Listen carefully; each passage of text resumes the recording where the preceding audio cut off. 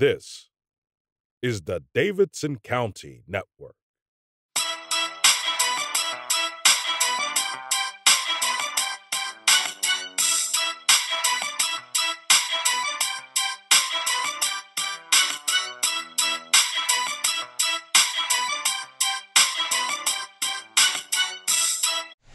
Hi, I'm Jamal Tyre Kelly. And I'm Avery Matthews. And today we're at Lexington City Hall preparing for part 2 of our interview with Lexington Mayor Newell Clark. So sit back, enjoy a cup of coffee, and enjoy the interview. We'll see you inside. There have been several discussions between the city and leaders of Crisis Ministries regarding the location of the homeless shelter. Where are we currently at in these negotiations? We are currently working with a group that's called Community Solutions, and it's something that I kind of pushed to form. And really, it's about bringing all of our nonprofits and our government entities together to really kind of formulate a direction. And so we've had about 3 meetings now, and it's everything from the United Way to Community Action to Crisis Ministries to Lexington and Thomasville city governments, the county government. There's Daymark is involved with that, Salvation Army. I mean, I can go on and on about the groups that are coming together, and we're really at present to kind of drill down on where we're at. We, as a group, have identified the needs of the homeless, and then we're addressing the current organizations that can help address those needs. Because it's one thing to build a new facility, but if that's going to take 2 years, what are we doing right now to help people get out of crisis as a community? And unfortunately, we've kind of operated in silos. You know, this nonprofit does what they do, and this nonprofit does what they do. Well, wait a minute, maybe there's some things that overlap. And maybe there's some things, if we could just have the conversation of saying, how can we alleviate some of that pressures that you have in your organization? And so at present, we have a community solutions group of about 25 organizations that are meeting on a regular basis to identify ways we can help Crisis Ministries currently. And that group will eventually work and start transitioning to a space of figuring out a new location within Lexington. Lexington has historically been known for 2 things, barbecue and furniture. Our workforce here in Lexington suffered tremendously after the closure of several of our furniture factories. What does the Lexington workforce of the future look like? It's interesting because when you, as a mayor, when I'm looking at the future, I have to look within this year, and I have to look 5 years, and then I've got to look 20, 25, 30 years down the road. The decisions we're making today, how is that going to affect my children, my grandchildren, our community's children? When I first came on as mayor, I had a little different philosophy. Lexington had kind of always just addressed things right then, within that year, what they had to do, and I was kind of addressing to the council, it's kind of the American Indian philosophy, and that's 7 generations philosophy.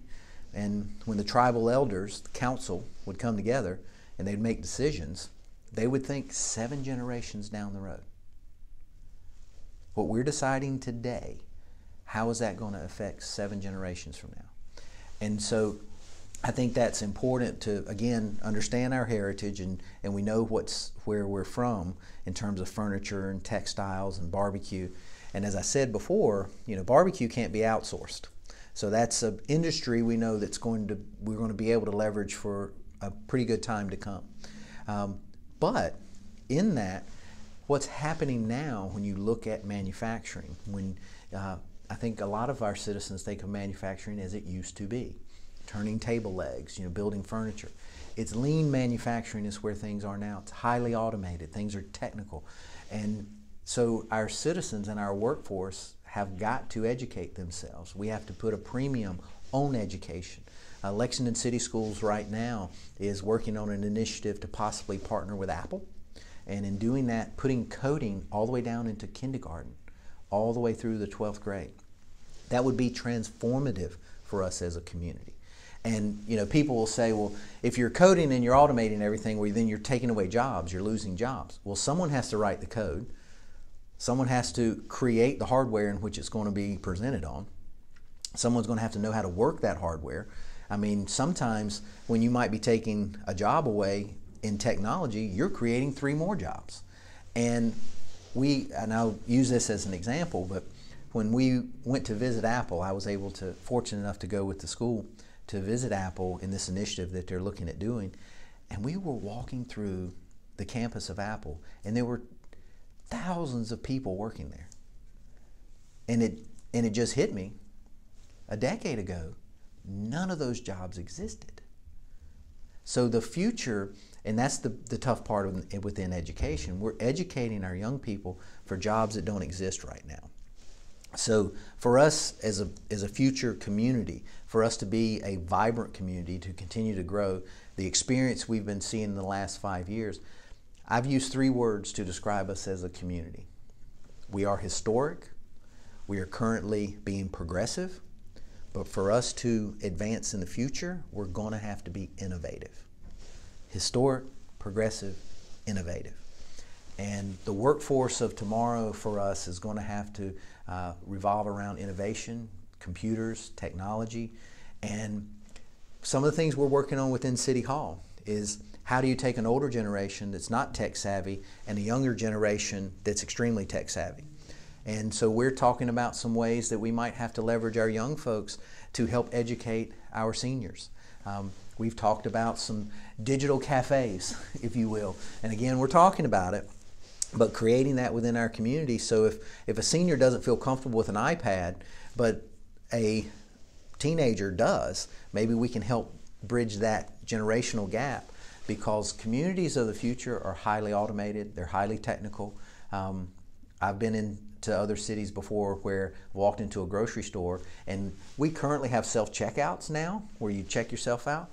I've been into grocery stores where you take your phone and you scan your item and you put it in your buggy and you keep pushing it. Grocery cart, buggy, I think in the South we call them buggies. but there's no cashier.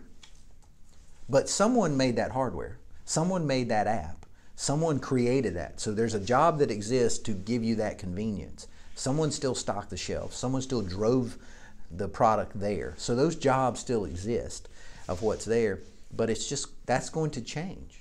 So technology is for us the next 50 years. And when we were at Apple, they were talking about the next 5 years. The future is here. But are we preparing ourselves? Are we preparing our community? Are we preparing our workforce to be a community of the future? Or are we just going to become an outpost?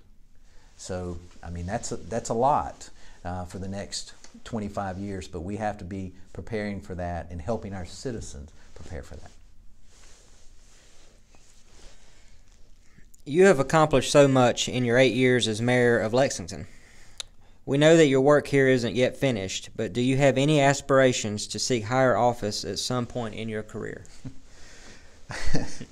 I have to tell you, I'll tell you a little joke about that.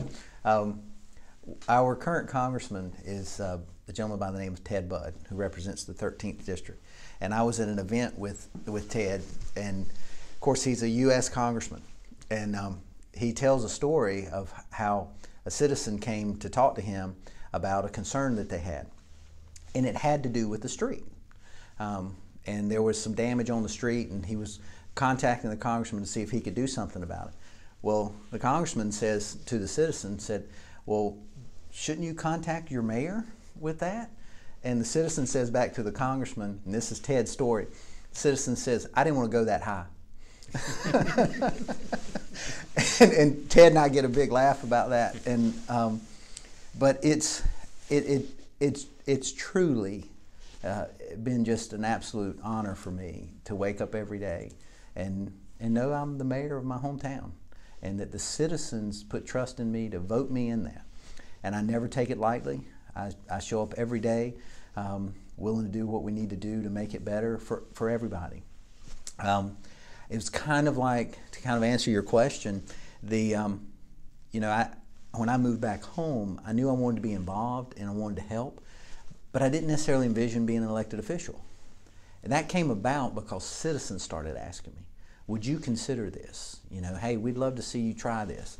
And they were asking me everything from a county commissioner to mayor to city council to school board to state house, I mean, in Congress. They were saying, we'd love you to consider this sort of thing. And I felt like my skill set was in more of an executive position. The mayor seemed to fit that.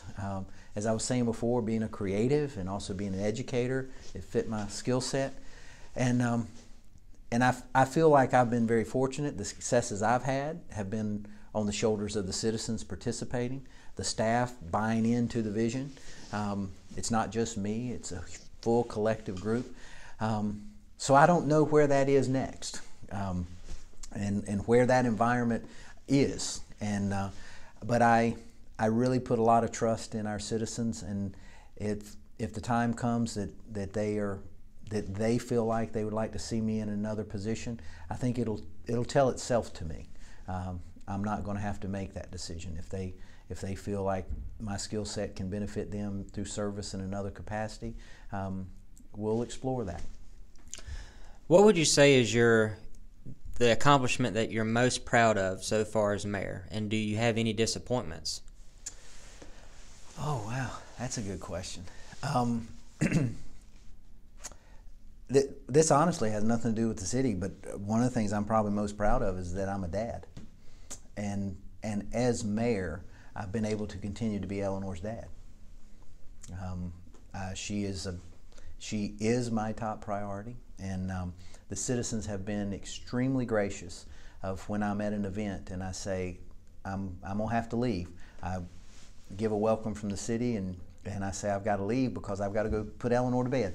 And so I'm very proud of I've been very disciplined about just being available, and because it's very easy to, I've got to go do this, and you have to wait, sort of thing. And and there has been moments of that. There truly have. We were going to dinner, and we walked out of my house, and it was like, oh my gosh, there's a bunch of smoke. And I'm like, what? And we turn around, and there's a massive fire going on at Dixie. And I look at my daughter, and I say, honey, we're not going to dinner tonight. And we had to walk back in, and no sooner did I walk back in the house, and a news van pulled out in front of my house. And I said, honey, I got to go to work. And so she went and watched some TV, and I walked out on the front lawn and gave the first interview. My phone started ringing, and I'm with the city manager, and we're making sure everyone's safe and all of that. So she understands that. But that's a personal thing to me that I've really tried to stay available for her. And she's 11. She's grown up as her dad being mayor. She was 3 years old when I was sworn in. But I think if I had to say, like, in terms of the city and the accomplishments that I'm most proud of, is I'm proud of the fact that we are working and continue to work to be an equitable community, that we recognize all of our citizens, that we're not just recognizing certain businesses. You know, people say all the time, well, that restaurant didn't come here because the barbecue restaurants kept them out. That's not true. Not even remotely close. Mr. Monk told me one time, he said, you can put a restaurant in my parking lot and we'll still be successful. Because they work hard, they're dedicated, they provide a good product. He recognizes that. And so you don't have one certain group just dictating the direction of the city. We've had a community, we've had surveys, we had a lot of input from citizens in different levels. So, but we continually reach out to different groups within the community. So I'm very proud about that. That I'm proud when I go out and people are very kind, and they'll say thank you for what you're doing, and so you feel like, well, we're doing the right things. And I hear that from staff of what's there. There are disappointments. You ask about that. I don't. It's just my nature. I don't tend to operate in the negative. If something happens, I just kind of try to move on. If there is a disappointment, and it's an ongoing disappointment, is continuing to work on communication. How do we reach all citizens? You've got young folks that are on social media. You've got elderly that listen to the radio. Some people don't even read the paper, and some do. And there's this constant fight of making sure that people get the information, and we still haven't gotten that right. And I'm still amazed when I'll talk to someone about a restaurant in town and they go, "Where is that?" And I'm like, "You haven't even gone to that? You don't know where that's at?" And they're unaware of it. And it's like, well, what are we missing in that marketing piece?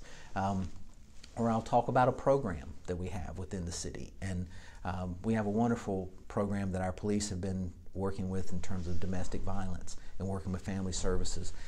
It's won awards for the program. And there's still people that need that service and they're unaware of it.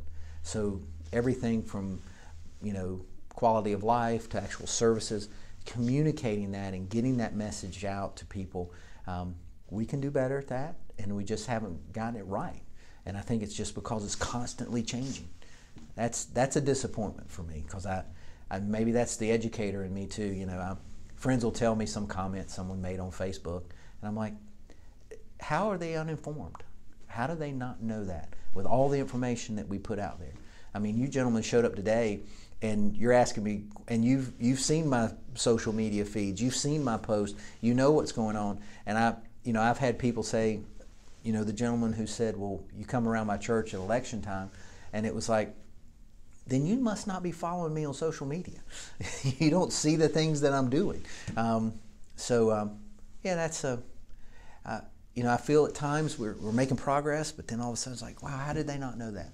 And that can be disappointing, because I want everyone to be informed. I want them to know. But I realize we can only put the content out there. There's also a give and take. People have to be willing to look for that content, find that content, read that content. I had you guys asked the question about Crisis Ministries and the work that we're doing, and there was some old residue and just some negative things that were out there that we had to push through to get into a positive space to work forward. And now we're there, and we're definitely working together, and we're moving forward. There were a couple posts on Facebook and a couple articles that were just the title, and the whole article was posted there. And I had some very dear friends of mine that the article was very negative towards me, and I had friends of mine that liked the article, and my girlfriend Jennifer got pretty upset over it, and she was like, "I can't believe that how did they like that article?" Well, when I talked to my friends, I said, "Did you realize that you liked an article that portrayed me in a very negative way, that really wasn't truthful?" But I said, and they said, "Well, I just read the title." And so as citizens, how engaged are we? So we can get better at trying to make sure we're hitting all the right touch points and getting the information out there. But as citizens, we also need to stay engaged. You mentioned the old Dixie Fire. I personally remember standing there as we watched it go up in flames, and my mom and dad also came out along with several members of the community who had worked several years in that plant. What was going through your mind as that fire was ablaze? Well, in half a second, my first thing was, is everybody safe? Obviously, we knew no one was in the buildings that we knew of. I mean, it could have been a homeless person in the building, but no one was hurt. And that was immediate. Public safety. Is everyone safe? Can this spread any further in the city? Those sort of things. And a lot of people were asking me, they said they saw them watering down other buildings that weren't on fire. And it was like, well, that's so it didn't spread. There was our current chief, who was at the time a commander, Paul Jarrett. He was the one who placed he was on command that night, and before our chief Hartley got there, he was the one that placed the fire trucks. Put them here, start putting the fire out, sort of thing. So public safety and everyone's safety was my first thing. Is everyone okay?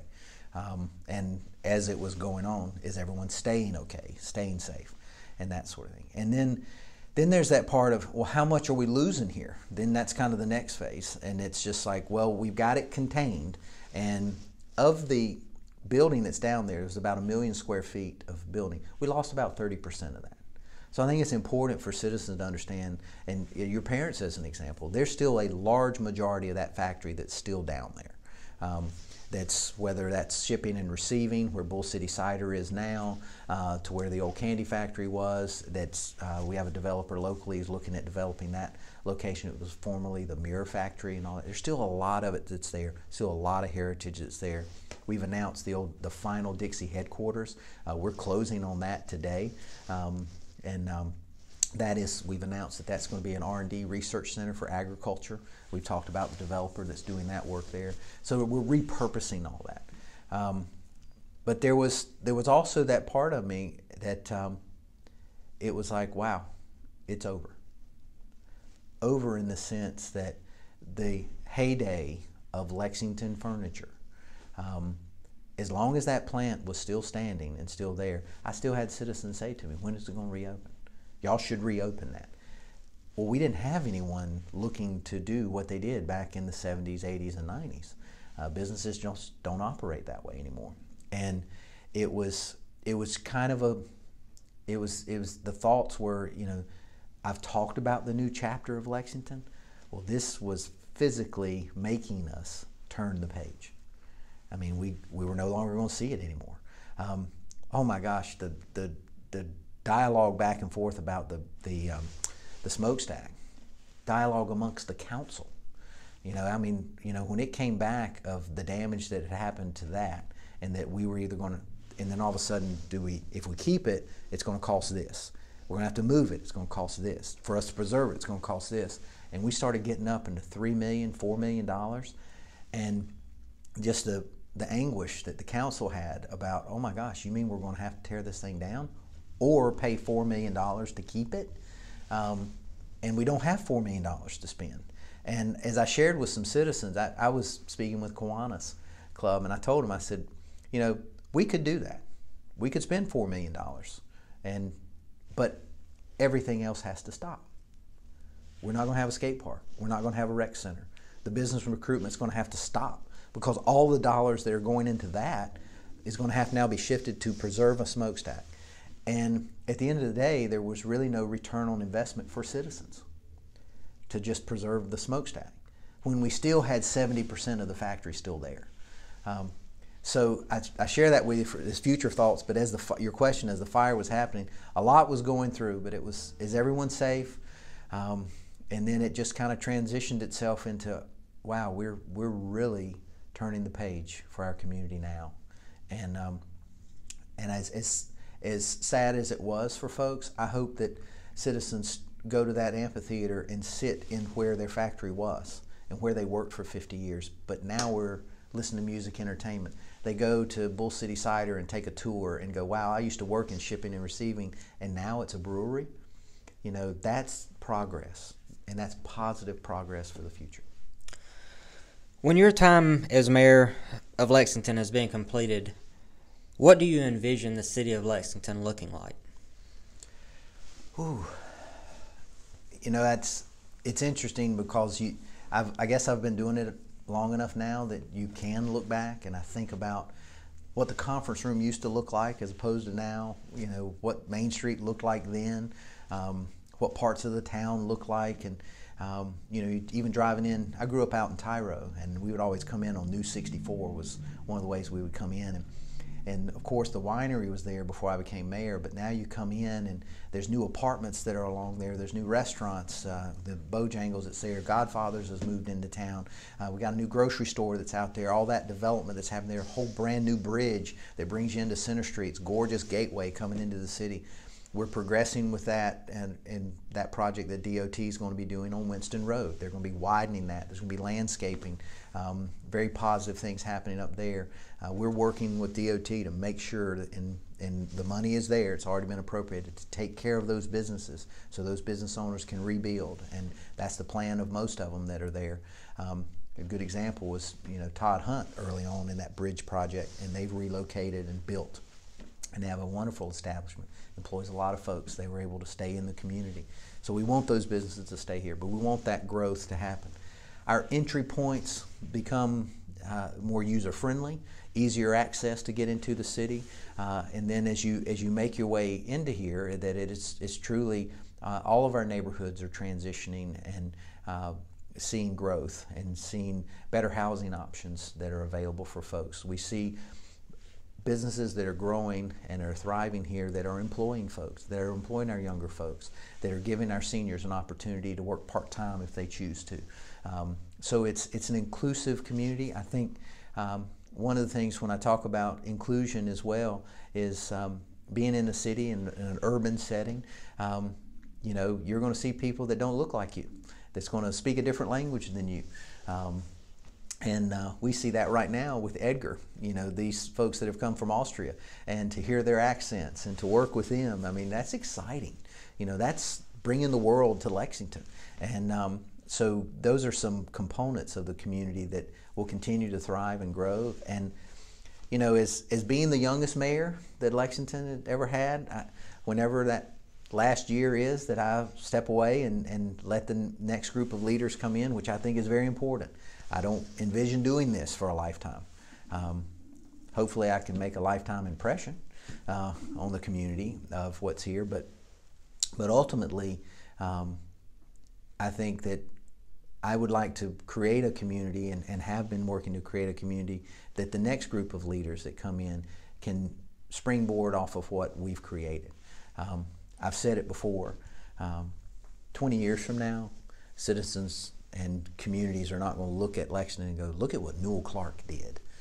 They're going to look at Lexington and say, look at what that community did together. And if we do that right, then I'll be happy.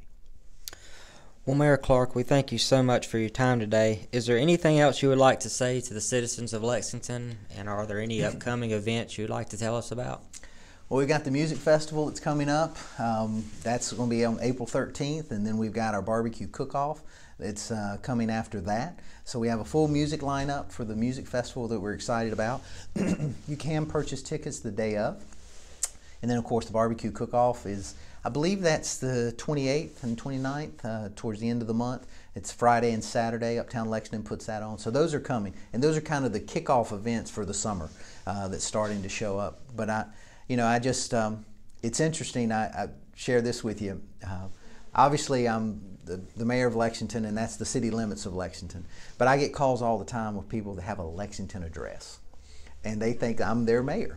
And I have to let them know, well, yes, you live in Tyro, but you need to contact your county commissioners and those sort of things. But I feel like I represent folks even there, because if they call my office, we're going to still help them and get them in the right direction of what's there. So I really, more than anything else, I want folks that live in the county to discover their capital city again.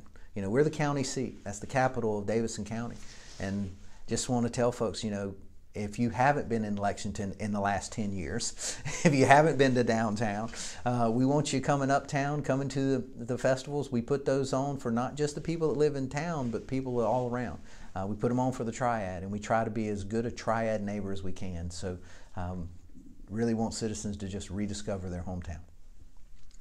Mayor Clark, we know that you are a very busy man, and we certainly appreciate you taking the time out of your day to talk with us. For the viewers at home, thank you for watching, and please stay tuned for more content coming your way. Thank you, Mayor Clark. Thank you, gentlemen. This has been a presentation from the Davidson County Network. For all interview and promotional inquiries, please contact us at davidsoncounty.network@gmail.com. The Davidson County Network is 100% self-funded and aims to be a premier source of news, sports media, business promotion, and entertainment in Davidson County, North Carolina. Thank you for your continued support.